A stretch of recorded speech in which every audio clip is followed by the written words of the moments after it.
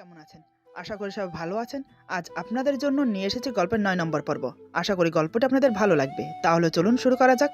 আর একটু এখানে বসলে যে দুজনের মাঝে ঝগড়া শুরু হয়ে যাবে সেটা ভেবে এদিকে আমারও ভালো লাগছিল না, বিদায় উঠে দাঁড়ালাম।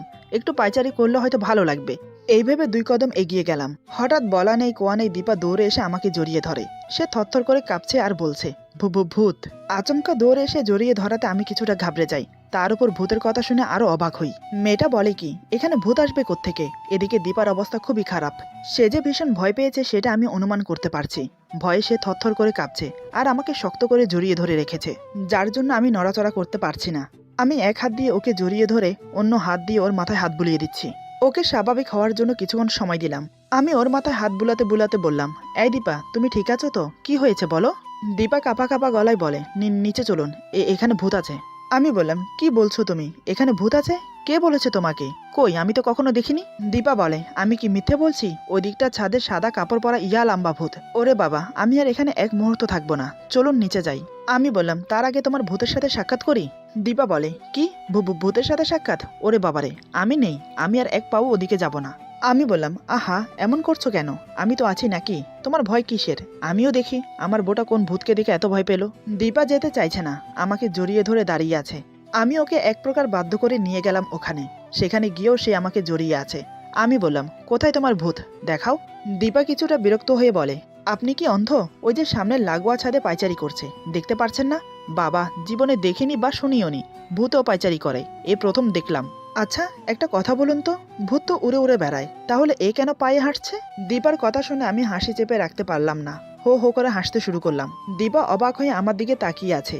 কিছুক্ষণ এভাবে তাকিয়ে থেকে সে বলে, আপনি হাসছেন? ভূত তো আপনার চোখের সামনে, এরপরও ভাবছেন আমি মিথ্যে বলছি? এই দেখুন কি সুন্দর পায়চারি করছে। এক মিনিট, আচ্ছা এমনটা নয় তো? আমি যেটা দেখছি সেটা আপনি দেখতে পাচ্ছেন না? আমি হাসি থামিয়ে বললাম, হাসবো না তো কি করব বলো? তুমি যা বলছো তাতে না হেসে থাকা যায়? তোমার মানুষ ভূত, সে তো পায়চারি করবেই, কারণ সে যে মানুষ। দীপা হতবাক হয়ে আমার দিকে তাকিয়ে বলে, কি মানুষ? ওইটা মানুষ, ভূত না তাহলে? আমি বললাম, তা নয় তো কি, দাঁড়াও ১ মিনিট, তোমার কাছে এখন সব ক্লিয়ার হয়ে যাবে। এই বলে আমি সামনের ছাদে থাকা ভূত না মানে লোকটাকে ডেকে বললাম, গফুর চাচা, তুমি এখনো ঘুমাওনি? আজও নিশ্চয়ই ঘুম আসছে না তোমার? আজ সন্ধ্যার পর কয়বার চা খেয়েছ? আমার কথা শুনে গফুর চাচা রেলিং এর কাছে এসে বলে, আর বলিস না রে বাবা, তোর চাচি আজ আমাকে ৩ বার চা খাইয়েছে। সে জানে চা বেশি খেলে আমার রাতে ঘুম আসে না, কিন্তু কে শুনে কার কথা। একবার সন্ধ্যার সময় খেলাম, তার কিছুক্ষণ পর মেহমান আসলো, মানে আমার বোন। তখন ওদের সাথে এক দফা খেলাম। ওরা চলে যাওয়ার পর আবার আসলো আমার শালার বউ, তখন ওদের সাথে আরেক দফা খেলাম। এমনি এমনি করে ৩ বার হয়ে গেল। তা তুমি এত রাতে কি করছো এখানে? নিশ্চয়ই আজ বন্ধুদের সাথে আড্ডা দেবে। তা তোমার বন্ধুরা কোথায়? হঠাৎ ওনার চোখ পড়লো আমাকে কেউ জড়িয়ে ধরে আছে। চোখের চশমা ঠিক করে তিনি আবার বলে, বাবা মহিন, ওটা কে যে তোমাকে জড়িয়ে ধরে আছে? দীপা এতক্ষণ আমাকে জড়িয়ে ধরেছিল। গফুর চাচার কথা শুনে সে তৎক্ষণাৎ আমাকে ছেড়ে দিয়ে দূরে গিয়ে দাঁড়ায়। সে লজ্জায় মাথা নিচু করে আছে। আমি ওর দিকে তাকিয়ে রইলাম। গফুর চাচার কথার কোনো উত্তর দিলাম না, তাই আবার বলে, কি রে, কথা বলছিস না কেন? মেয়েটি কে? আমি দীপার দিকে তাকিয়ে থেকেই বললাম, আমার স্ত্রী। আমার মুখে কথাটা শুনে দীপা অবাক হয়ে তাকিয়ে থাকে আমার দিকে। এদিকে গফুর চাচাও আমার কথা শুনে অবাক হয়ে যায়। গফুর চাচা বলে, বিয়ে করলি কবে, শুনলাম না যে? আমি বললাম, সে অনেক কথা, তোমাকে পরে খুলে বলবো, এখন আমি আসি। গফুর চাচা বলে, বৌমাকে নিয়ে আমাদের বাড়িতে বেড়াতে আসিস, তাহলে তোর চাচি খুব খুশি হবে। আমি আসবো বলে দীপাকে নিয়ে নিচে চলে এলাম। এদিকে দীপা মনে মনে ভাবছে, ইস, আমি কত বোকা, একটা জলজ্যান্ত মানুষকে ভূত ভেবে বসলাম। ছি, আমাকে উনি কি ভাবছেন কে জানে। ভয়ে আমি ওনাকে শক্ত করে জড়িয়ে ধরেছিলাম। জানি না উনি মনে মনে সেটা নিয়ে কি ভাবছেন। এই প্রথম তিনি আমাকে কারোর সামনে বউ হিসেবে স্বীকৃতি দিলেন। মনের ভিতরে অন্যরকম একটা ভালো লাগা ফিল হচ্ছে। দীপাকে ভাবতে দেখে আমি বললাম, কি হলো, কি এত ভাবছো? দীপা বলে, কই কিছু না তো, রাত অনেক হয়েছে, আপনি বসুন, আমি খাবার নিয়ে আসছি। এই বলে দীপা চলে যাচ্ছিল। আমি ওর হাত ধরে টেনে নিজের বুকের সাথে জড়িয়ে নিলাম। দীপা ২ হাতে আমার বুকের শার্ট খামচে ধরে বলে, কি করছেন? আমি বললাম, কেন, তোমাকে আদর করছি। দীপা বলে, দেখুন, আপনার বোঝা উচিত আপনি এখন অসুস্থ। আমি বললাম, আমি অতটাও অসুস্থ না যে তোমাকে আদর করতে পারবো না। এই বলে ওর ঠোঁটে কিস করতে যাব, ঠিক তখনই সে আমার মুখ চেপে ধরে বলে, না, এখন না, এসব পরে হবে, আগে খাওয়া দাওয়া করে মেডিসিন খেয়ে নিন। আমি বললাম, পরে দেবে তো? দীপা বলে, দেব, তবে শুধু একটা কিস, এর থেকে বেশি কিছু না। আমি বললাম, না, আমার একটা কিসও হবে না, আমার সব চাই। দীপা বলে, কথাই আছে না, বেশি খেতে চাইলে অল্পের দেখাও পায় না। আমি মুখ ভার করে বললাম, ঠিক আছে, আমার কিচ্ছু লাগবে না, তোমাকে চুমুও দিতে হবে না, এই বলে ওকে ছেড়ে দিলাম। দীপা বুঝতে পারলো আমি অভিমান করেছি, তারপরও সে কিছু বলল না। আমার জন্য খাবার আনতে রান্নাঘরে চলে গেল। কিছুক্ষণ পর খাবার নিয়ে এসে বলে, হাঁ করুন, খাবারটা খেয়ে নিন। আমি বললাম, আমি খাবো না। দীপা বলে, দেখুন, সবসময় জিদ করা ভালো না, আপনার বোঝা উচিত আমি কেন আপনাকে বাধা দিচ্ছি। আপনি এখন দুর্বল, মাত্র হসপিটাল থেকে এসেছেন, 2-1 দিন রেস্ট নিন, তারপর না হয় যা মন চায় করবেন, আমি বাধা দেব না। এখন খাবারটা খেয়ে নিন। আমি কিছু না বলে চুপচাপ খেয়ে নিলাম। দীপা আমাকে মেডিসিন খাইয়ে শুয়ে দিল। সে খাওয়া দাওয়া কমপ্লিট করে নিচে বিছানা করছে শোয়ার জন্য। এটা দেখে আমি একটু অবাক হলাম। ও নিচে ঘুমাচ্ছে কেন? আমি বললাম, এই তুমি নিচে ঘুমাচ্ছ কেন, উপরে ঘুমাবে না? দীপা বলে, না, যতদিন পর্যন্ত আপনি সুস্থ না হবেন ততদিন আমি নিচে ঘুমাবো। আমি ওর কথা শুনে বিস্ফারিত চোখে ওর দিকে তাকিয়ে রইলাম। আমি বললাম, আমি সুস্থ হওয়ার সাথে তোমার উপরে ঘুমানোর সম্পর্ক কি? এটার মানে তো বুঝলাম না। দীপা বলে, কারণ একটাই, আপনার বিশ্বাস নেই। সন্ধ্যার সময় কি করেছেন মনে আছে? রাতে যে অমন কিছু করবেন না তার কোনো গ্যারান্টি নেই। জানি না এই অসুস্থ শরীরের মাঝেও আপনার এত নেশা কোত্থেকে আসে। নিজেকে একটু কন্ট্রোল করুন।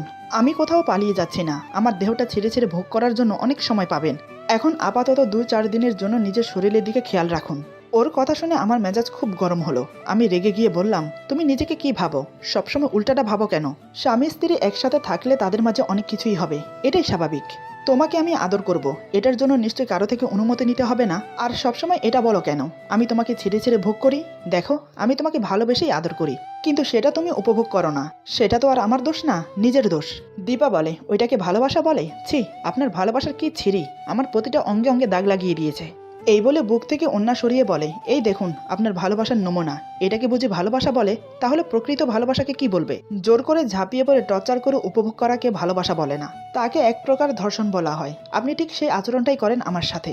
তাই আমার ভয় হয় যখন আপনি আপনার ভালোবাসা আমার উপর জাতাতে আসেন, কারণ আপনার ওইটা আমি সহ করতে পারি না। তার উপর শরীরের জায়গায় জায়গায় ভালোবাসা নামক এই টর্চার, সব মিলিয়ে তখন আমি মৃত্যু যন্ত্রণা ছটফট করি, কান্না করে কাকুতি মিনতি করে বারবার বলি, আমাকে ছেড়ে দিন। কিন্তু আপনি আমার কথা শুনবেন কেন? আমার কষ্ট তো আপনার চোখেই পড়ে না, আর পড়বেই বা কি করে? তখন তো আপনি হোশেই থাকেন না। ধুর, আমি কাকে কি বোঝাচ্ছি? এসব বোঝার মতো মন মানসিকতা আপনার নেই। এখন বলুন, আর কিছু লাগবে? যদি লাগে আমি এনে দিচ্ছি, বলুন। আমি অবাক হয়ে এক দৃষ্টিতে দীপার দিকে তাকিয়ে আছি। আসলে আমার চোখ ওর বুকের দিকে, অন্য কিছু দেখছি না। দেখছি আমার দেওয়া কামড় আর আঁচড়ের দাগ। ওর ফর্সা শরীরে কালো কালো দাগ হয়ে আছে। ও তো ভুল কিছু বলেনি। সত্যি আমি তখন জানোয়ার হয়ে যাই। আমাকে ধুম ধরে ওর দিকে তাকিয়ে থাকতে দেখে সে উঠে আসে। এসে আমাকে শুইয়ে দিয়ে চাদরটা গায়ের উপর টেনে দেয়। আমার মাথায় হাত বুলিয়ে কপালে আলতো করে একটা চুমো দেয়। আমি তখনও ওর দিকে তাকিয়ে আছি। দীপা আমার চোখে চোখ রেখে বলে, ক্ষমা করবেন আমাকে, আসলে আমি এসব বলতে চাই না। কেন যে বারবার আপনাকে কষ্ট দিয়ে ফেলি বুঝতে পারি না। প্লিজ রাগ করবেন না, ঘুমিয়ে পড়ুন। আমি কিছু না বলে ওর দিকে তাকিয়ে রইলাম। দীপা আবার আমার কপালে চুমো দেয়, তারপর 2 চোখে 2 গালে, এরপর ঠোঁটে কিস করে ঘুমোতে চলে যায়। ও যে আজ নিজে থেকে আমাকে এতগুলো আদর দিল সেটা দেখেই আমি অবাক। কারণ আজ ওর ছোঁয়ায় ভালোবাসা ছিল। কিন্তু আমি একা ঘুমোবো কেন যখন আমার বউ সাথে আছে? বউ রেখে একা ঘুমানো যায় না, এটা সম্ভব না। তাই আমি বালিশ নিয়ে ওর বিছানায় গিয়ে ওর পাশে শুয়ে পড়লাম। আমাকে এসে ওর পাশে ঘুমোতে দেখে দীপা অবাক হয়ে চোখ বড় বড় করে আমার দিকে তাকিয়ে আছে। আমি ওর চোখের দিকে তাকিয়ে চোখ বন্ধ করে নেই। দীপা তখনও আমার দিকে একইভাবে তাকিয়ে আছে। একটু পর আমি আবার চোখ খুলে তাকাই, দেখে সে এখনো তাকিয়ে আছে। আমি বললাম, অমন করে কি দেখছো? আমি একা ঘুমোবো কেন? আমি তোমার সাথে ঘুমোবো। দীপা বলে, না, এখানে ঘুমোতে হবে না, আপনি উপরে যান। আমি বললাম, আমি যাব না। দীপা বলে, আরে বুঝতে পারছেন না কেন? মেঝেতে শুলে আপনার ঠান্ডা লেগে যাবে, তাই বলছি উপরে যান। আমি বললাম, তাহলে তুমি আসো। দীপা বলে, আমি কেন যাব? আমি বললাম, তাহলে আমিও যাব না। দীপা বলে, আপনি পাগলামো কেন করছেন? মেঝেতে ঘুমালে আপনার ঠান্ডা লেগে যাবে, শরীর ব্যথা করবে। জীবনে কোনোদিন মেঝেতে ঘুমিয়েছেন? আমি বললাম, না। দীপা বলে, তাই বলছি আপনি পারবেন না, আমার কথা শুনুন প্লিজ। আমি বললাম, তোমাকে ছাড়া আমার একা ঘুম আসবে না। এই বলে আমি ওকে জড়িয়ে ধরলাম। দীপা বুঝতে পারলো আমাকে না করলেও আমি শুনবো না। বাধ্য হয়ে সে বলে, ঠিক আছে, চলুন উপরে। আমি বললাম, তুমি না এলে আমি উপরে যাব না। দীপা একটু রাগিত সুরে বলে, আরে বাবা, আমি যাচ্ছি তো, চলুন। এই বলে দীপা আমাকে বিছানার উপর এনে শুইয়ে দিল। তারপর আমাকে ওর বুকে নিয়ে মাথায় হাত বুলিয়ে দিতে লাগলো। আমিও ওর বুকে মাথা রেখে ওর কোমর জড়িয়ে ধরে শুয়ে রইলাম। দীপা আমার মাথায় হাত বুলাতে বুলাতে বলে, আমি হাত বুলিয়ে দিচ্ছি মাথায়, ঘুমিয়ে পড়ুন। আমি বললাম, তুমি ঘুমাবে না? দীপা বলে, আগে আপনি ঘুমান, তারপর আমি ঘুমাবো। আমি বললাম, কেন? এমনটা কেন? দুজন একসাথে কি ঘুমানো যায় না? দীপা বলে, যেত যদি আপনি মানুষটা কথা শুনতেন, কিন্তু আপনি তো শোনার পাত্র না। দেখা যাবে আমাকে ঘুম পাড়িয়ে নিজে আমার উপর চড়াও হবেন। তখন না নিজে ঘুম যাবেন না আমাকে ঘুম যেতে দেবেন। তাই এখন কোনো কথা নয়, চুপচাপ ঘুমিয়ে পড়ুন। যদি আরেকটা কথা বলেছেন তাহলে আমি নিচে চলে যাব। আমি ওর কথা শুনে মনে মনে ভাবছি, এই রে, মেয়েটা আগে থেকে সব বুঝে যায় কি করে? কোথায় ভাবলাম একটু আদর করব, কিন্তু দেখা যাচ্ছে সেটা আর হবে না। আমি কিছু না বলে চুপচাপ ওর কোমর জড়িয়ে ধরে ঘুমিয়ে পড়লাম। দীপা আমার মুখের সামনে হাত নাড়িয়ে দেখলো আমি ঘুমিয়েছি কিনা। যখন দেখলো আমার নিঃশ্বাস ভারী ভারী পড়ছে, তখন সে বুঝতে পারলো আমি ঘুমিয়ে গেছি। সে আমার কপালে আলতো করে একটা চুমো দিয়ে আমার থেকে নিজেকে ছাড়িয়ে অপর পাশ ফিরে শুয়ে পড়লো।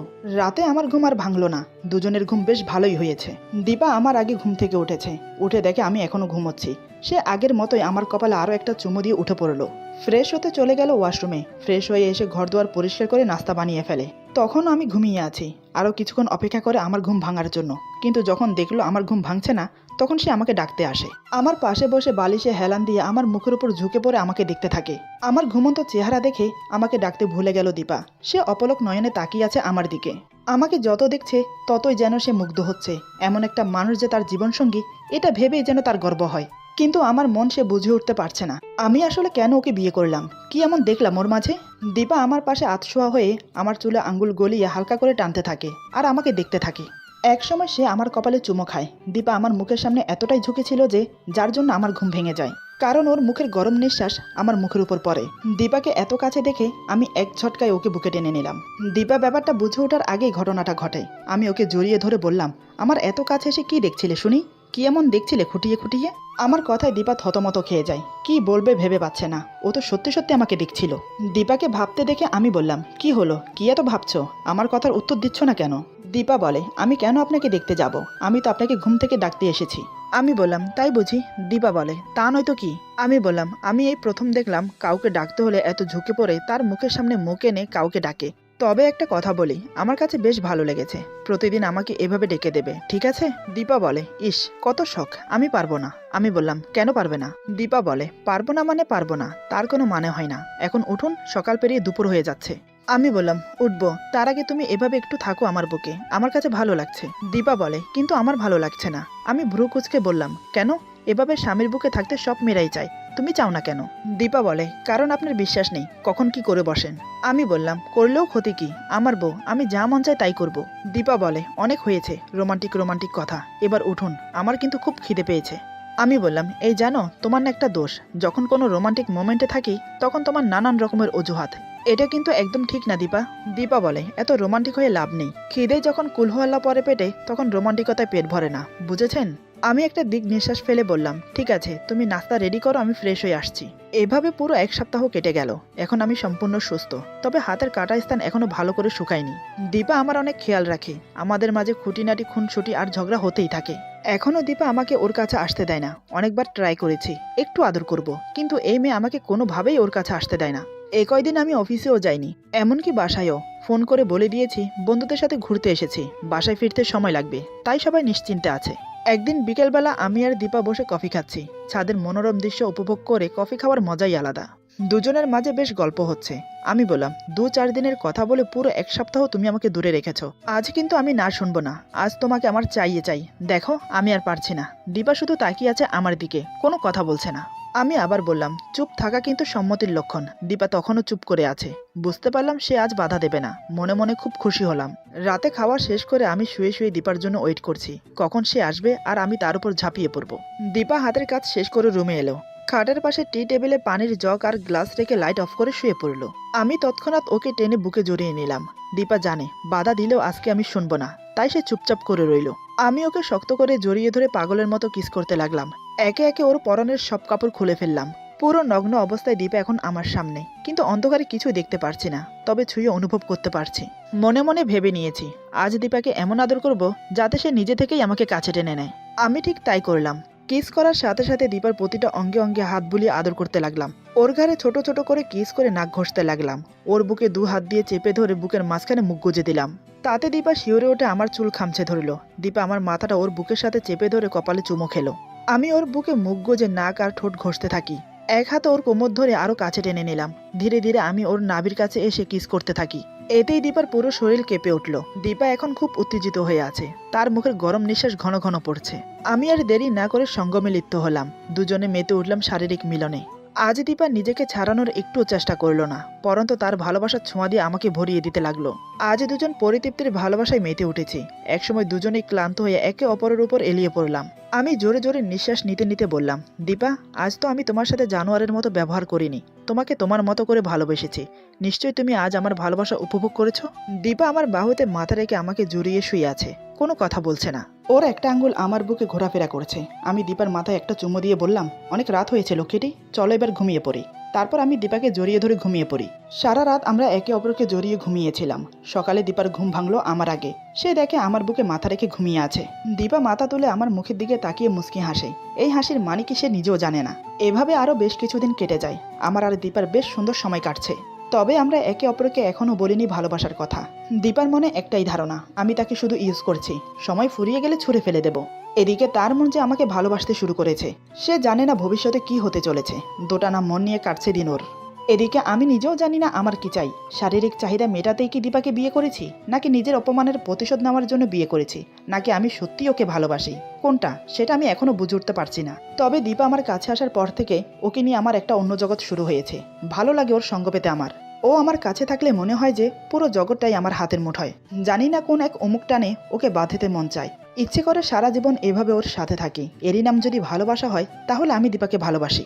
এখন আমার হাত সম্পূর্ণ শুকিয়ে গেছে, তবে কাটার চিহ্ন স্পষ্ট ফুটে আছে। ওতে কোনো সমস্যা না, কিন্তু দীপার চোখে আমি এখনও অসুস্থ।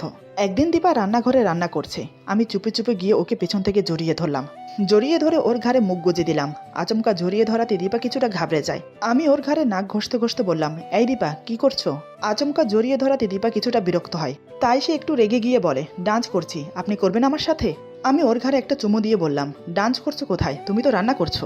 দীপা বলে, দেখতেই যখন পারছেন তাহলে আবার জিজ্ঞেস করছেন কেন? আর আপনি এমন কেন? সবসময় কাজের টাইমে জড়িয়ে ধরেন, কেন এমন করেন বলুন তো? আমি বললাম, কারণ আমার ভালো লাগে। দীপা নিজেকে ছাড়িয়ে আমার চোখে চোখ রেখে বলে, কিন্তু আমার ভালো লাগে না। আমি চাই না আপনি বেশি বেশি আমার কাছে আসুন। আমি চাই না আপনার আমার মাঝে এমন কোনো সম্পর্ক গড়ে উঠুক যে সম্পর্ক কখনো বাস্তবই হবে না। আমি চাই না আপনার প্রতি আমার কোনো মায়া জমুক, বা আমার প্রতি আপনার কোনো মায়া জমুক। তাই বলছি, আপনি আমার থেকে দূরে দূরে থাকুন, সেটাই বেটার হবে। এই বলে দীপা আবার রান্না করতে লাগলো। আমি হতবাক হয়ে ওর মুখের দিকে তাকিয়ে রইলাম। আজ হঠাৎ ও এমন করে বলছে কেন? কি এমন হলো যার জন্য এমন করছে? আমি বললাম, কি হয়েছে তোমার? এমন করে কথা বলছো কেন? আমি কি কোনো অন্যায় করেছি? দীপা বলে, আমার কিছু হয়নি, আমি ঠিক আছি। আমি বললাম, তাহলে এমন করে কথা বলছো কেন? দীপা বলে, যা সত্যি তাই বললাম। আমি বললাম, তুমি আমার স্ত্রী, এটা ভুলে যেও না। দীপা বলে, কিসের স্ত্রী? কাগজে কলমে বিয়ে করে লুকিয়ে রেখেছেন। যতদিন মন চাইবে ততদিন ইউজ করবেন, ভালো না লাগলে ছুঁড়ে ফেলে দেবেন। আচ্ছা, একটা কথা বলুন তো, আপনি কে? কি আপনার পরিচয়? আজ পর্যন্ত আমি এটাই জানতে পারলাম না। আপনি যে আমাকে নিজের বউ বলে দাবি করেন, আপনার সেই বউ আপনার সম্পর্কে কিছুই জানে না। আর এটা কেউ জানবে না আপনি বিয়ে করেছেন, আপনার বউ আছে। তাহলে এই সম্পর্কের কোনো মানে আছে বলুন তো? দীপা কথাগুলো রান্না করতে করতে বলছে। আমি হঠাৎ ওর দুহাত দেয়ালের সাথে চেপে ধরে বললাম, এই, আমার দিকে তাকাও তো। দীপা নিচের দিকে তাকিয়ে আছে। আমি বললাম, কি হলো, আমার দিকে তাকাও। দীপা ছলছল নয়নে আমার দিকে তাকালো। ওর চোখের কোণে জল চকচক করছে। আমি বললাম, কি হয়েছে তোমার, আমাকে বলো। দীপা আমার চোখের দিকে তাকিয়ে বলে, কিছু না, আমি ঠিক আছি। আমি বললাম, কিছু ঠিক নেই তোমার, তোমার চোখ দুটো তাই বলে দিচ্ছে। ওই চোখে আমাকে হারানোর ভয় আমি দেখতে পাচ্ছি। তোমার কি মনে মনে ভয় হয় আমাকে হারানোর? দীপা বলে, আমি জানি না। আমি বললাম, কি জানো না তুমি, বলো তো? দীপা বলে, কিছু জানি না, কেন এমন হয়? আমি বললাম, আদর করে দেবো একটু, যাতে আমার লক্ষ্মীটার মন ভালো হয়ে যায়। দীপা বলে, না, আমার কিছু চাই না, রান্না চুলার উপরে, আপনি যান, ফ্রেশ হয়ে আসুন। আমি ওর কপালে একটা চুমু দিয়ে বললাম, বিকেলে রেডি হয়ে নিও, তোমাকে এক জায়গায় নিয়ে যাব। দীপা একটু অবাক হয়ে বলে, কোথায় যাব? আমি বললাম, তোমার মতো মেয়েদের যেখানে থাকা উচিত সেখানে নিয়ে যাব তোমাকে। দীপা ঘাবড়ে গিয়ে বলে, আমার মতো মেয়েদের মানে? বুঝলাম না, সঠিক করে বলুন তো, কোথায় নিয়ে যাবেন? আমি বললাম তো, তোমার মতো মেয়েদের যেখানে থাকা উচিত সেখানে নিয়ে যাব। দীপা মনে মনে ভাবে, এই লোকটা আমাকে বিক্রি করে দেবে না তো খারাপ জায়গায়? দীপা বলে, আমি কোথাও যাব না। আমি বললাম, কেন যাবে না? দীপা বলে, এমনি। আমি বললাম, বিকেলে আমার সাথে যাচ্ছ, এটাই ফাইনাল। দীপা বলে, বললাম তো আমি যাব না। এতবার না শোনার অভ্যাস আমার নেই। ওর না শুনে আমার মেজাজ গরম হয়ে গেল। আমি তৎক্ষণাৎ ওর গাল চেপে ধরে বললাম, এত না করিস কেন? তোকে যেটা বলেছি সেটা শোন। বেশি বেশি কথা বলার একদম চেষ্টা করবি না। তোদের মতো মেয়েদের যেখানে রাখলে ঠিক থাকবি সেখানে নিয়ে যাব তোকে। তাই বলছি, আর কথা বাড়াবি না, বিকেলে রেডি হয়ে থাকবি। এই বলে ওকে ধাক্কা দিয়ে চলে এলাম রুমে। সারাদিনে আমাদের মাঝে তেমন কোনো কথা হলো না, কারণ দীপা রেগে আছে আমার উপর, তার উপর আমিও অভিমান করে আছি ওর সাথে। বিকেলের দিকে দীপা রেডি হয়ে নিল, আমিও জামা কাপড় পরে রেডি হয়ে নিলাম।